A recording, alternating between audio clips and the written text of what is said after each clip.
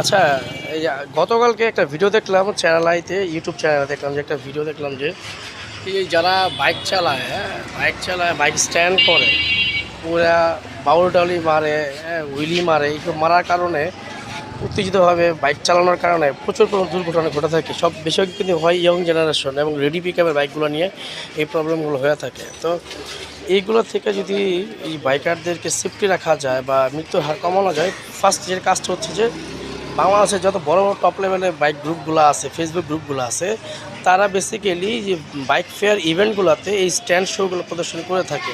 আর সেগুলো দেখে young generation উঠতি ছেলেরা ইন্সপায়ার হয় এবং তারা এলাকা ভিত্তিকভাবে সেগুলো প্র্যাকটিস করে। আর এইসব প্র্যাকটিস করার জন্য যেসব ইকুইপমেন্ট দরকার, সেফটি গিয়ার দরকার, সেগুলো তারা কিন্তু কিছু ব্যবহার করে না। তারা কী করে, নিয়ে দুধ মেন চালাভাবে যে আমি এখানে ফিরে যাবো, এগুলো কোনো বিষয়ই না। সো এইসব বাইক স্ট্যান্ডগুলো বন্ধ করতে হলে আগে এই গ্রুপগুলো যারা অর্গানাইজ করে তাদেরকে আগে বন্ধ করতে হবে, আইনে আওতা নিয়ে আসতে হবে। যারা রাস্তাঘাটে এবং কি কোনো প্রদর্শনী করে যদি এগুলা মানুষকে ইন্সপায়ার করা হয়, উন্মুক্ত করা হয়, তাদেরকে আইন আওতা নিয়ে আসে, তাদেরকে মানে শাস্তি দেওয়া লাগবে।